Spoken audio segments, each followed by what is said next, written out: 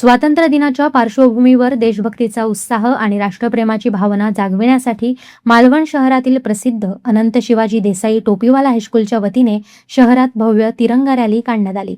हातात डौलाने फडकणारा तिरंगा, ओठांवर देशभक्तीपर घोषणा आणि मनात भारत मातेविषयक अभिमान अशा उत्साही वातावरणात विद्यार्थी, शिक्षक आणि शिक्षकेतर कर्मचारी या रॅलीत सहभागी झाले होते।